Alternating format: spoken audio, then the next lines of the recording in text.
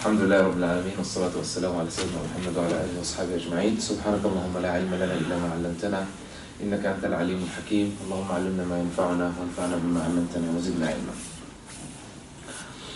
We are still by the grace of Allah in Surah Luqman, and last time we stopped at verse number 5 in Surah Luqman. أعوذ بالله من الشيطان الرجيم. أولئك على هدى من ربهم وأولئك هم المفلحون. And today inshallah we'll start from the next ayah. ومن الناس من يشتري لهو الحديث ليضل عن سبيل الله بغير علم ويتخذها هزوا أولئك لهم عذاب مهين. ومن الناس, some people, or from amongst people, those who buy, يشتري is to buy, لهو الحديث, and we'll come to this word lahu and we'll speak inshallah in details about it. لهو الحديث, or literally it's translated sometimes as the amusement of the speech. ليضل عن سبيل الله, in order to mislead himself and mislead others from the path of Allah. So وَمِنَ النَّاسِ, and from the people, some of them, not everyone, and these ones normally are those who benefit from the misguidance. What's the meaning of that? Those who want people to be always misguided, because they benefit from that. They benefit either because they have authority and always people will be submissive to them, or because they sell certain things like what's mentioned here in the ayah, and they want others to buy from them. So they misguide people, because if that misguidance continues, their business or their profits continue to come. And that profit, as I said, it can be authority or it can be financial, because they benefit from that. And you'll see most of the time that there are tyrants, as Allah called them al-taghut, they are tawaghit, the tyrants, and they are always surrounded with those who benefit from that situation. And they want that oppression to continue. These are the corrupt people. If you think about all the tyrants even of today, you'll find always that they are surrounded by so corrupt people. And these tyrants, they want these corrupt people to keep surrounding them, because these ones, they protect that throne sincerely. They can die for it. They can die to protect that kind of oppression, because it's their benefit. They gain from it. So they want that tyrant, not because they love the tyrant, or not because we love the country, we love the flag, all these kind of nonsense, but the reason for that is because they love the money, the authority, the fruits of that oppression. They want that injustice to continue, because otherwise they themselves will lose. So they'll find these ones, and you can think sometimes why these people are so eager to protect that injustice, and why is that hatred to Islam and to justice in general? Why is that hatred to justice and fairness and freedom? Because it's against the corruption. That pump of money coming will stop if there is justice, if there is Islam. So وَمِنَ النَّاسِ مَنْ يَشْتَرِي, so these people who benefit from the misguidance, they are willing to buy by their own money. وَمِنَ النَّاسِ مَنْ يَشْتَرِي لَهْوَ الْحَدِيثِ, the amusement of the speech. And there is an incident in history, at the time of Rasulullah ﷺ, before the revelation of this ayah. There was a person, his name is Al-Nadr ibn al-Harith. And this man thought, okay, these people, they enjoy listening to Muhammad and to his Quran, and one of the things that attracted him in the Quran are the narrations of the previous nations and the prophets. So you sit down and listen to the story of Yusuf today, that when you listen to it, you enjoy listening to it, to the story of Yusuf and the story of Nuh and so on. And then he said, okay, I'll do something similar so I can divert people from going to Muhammad, they come and listen to me. He went to Persia, all the way to there, and he bought the books of all the fairy tales from there about the Persian, the dragons and this kind of stuff, and all the ancients and what happened in the past. And they had all these books. And he came back and he used to sit, to make a station in Mecca, on the path, on the way to Rasul sallallahu alaihi wasallam, to read those stories loudly. So anyone going there would find this man saying something interesting, they would sit down and listen to him. So he's doing that in order to hinder, in order to divert people from the, Allah said, an sabilillah, from the path of Allah.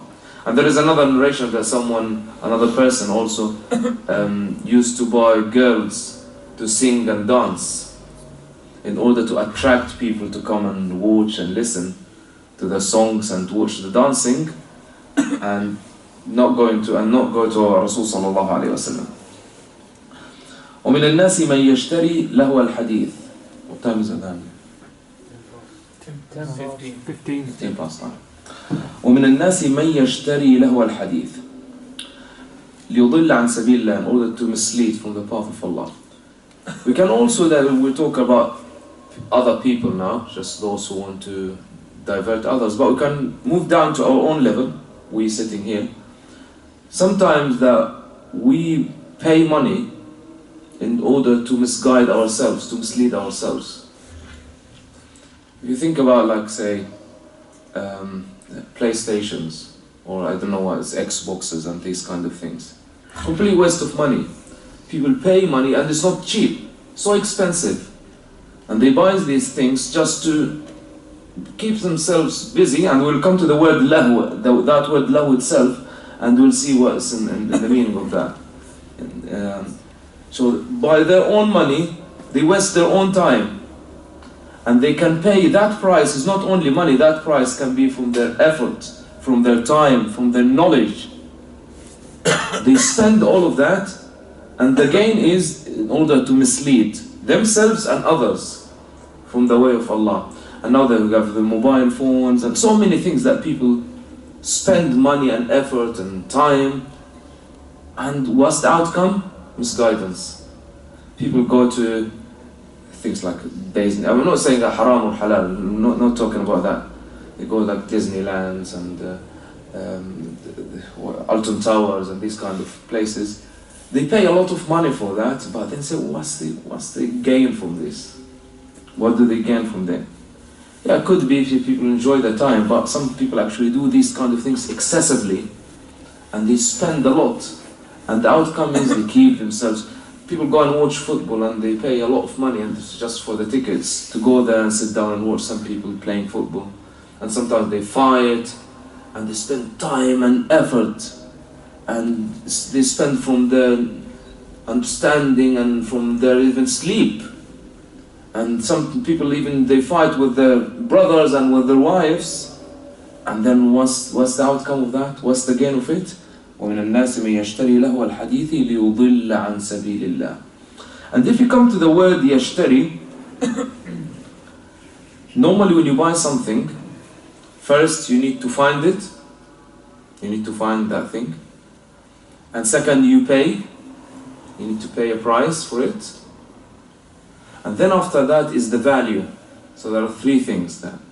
You need to make the effort to find it, you need to pay, and it's the value of that thing that you get after that. In this case, they make the effort to find it, they pay the price for something that is not valuable at all. Something is against them, something harms them. While Allah subhanahu wa ta'ala says, لِيُضِلَّ عَنْ سَبِيلِ اللَّهِ, the path of Allah, we didn't ask Allah to send the Rasul sallallahu alayhi wa sallam, so there is no effort to get it. Allah, out of His mercy, He sent His messenger to show us the way. And we don't pay a price. لَا أَسْأَلُكُمْ عَلَيْهِ أَجْرًا. Rasul sallallahu alayhi wa sallam says, I don't ask you for a price for that. I don't want a reward from you. So we don't pay a price, and what we get from Him is so precious. It's priceless. What we get from Rasul sallallahu alayhi wa sallam, the guidance. So there's no effort to find it, and there is no price to be paid, and the value of it is priceless. And then Allah subhanahu wa ta'ala says, بِغَيْرِ عِلْمٍ. So without knowledge, if they think about it, and because in many times Allah subhanahu wa ta'ala speaks about doing good and doing bad in terms of transactions, business. So مَنْ ذَا الَّذِي يُقْرِضُ اللَّهَ إِنَّ اللَّهَ اشْتَرَى مِنَ الْمُؤْمِنِينَ. So you spend today and you get tomorrow. So if you put it in that context, even that as business is a failure. There's no knowledge, no thinking about it. You pay a price, you make the effort to get something, and what you gain from that. And even in terms of business is a complete waste if people actually consider that. We will continue inshallah after Adhan. What is the muadhin? أعوذ بالله السميع العليم من الشيطان الرجيم بسم الله الرحمن الرحيم الحمد لله والصلاة والسلام على سيدنا رسول الله. We are still reading in verse number 6 in Surah Luqman. أعوذ بالله من الشيطان الرجيم ومن الناس من يشتري لهو الحديث ليضل عن سبيل الله بغير علم ويتخذها هزوا أولئك لهم عذاب مهين. And we said before the salah that there are people who benefit from the misguidance and they are willing to invest in that. So they can spend money to buy something that diverts people from the path of Allah because they benefit from that. It suits their lusts. Because when there is misguidance, when there is guidance, when there is justice, when there is Islam, when the law of Allah is implemented, when Allah is the only legislator, and Allah is the only one who makes the law, and is the only one to be obeyed, then everyone becomes equal. And then these tyrants or these corrupt people, they don't like that, because they always want to be different.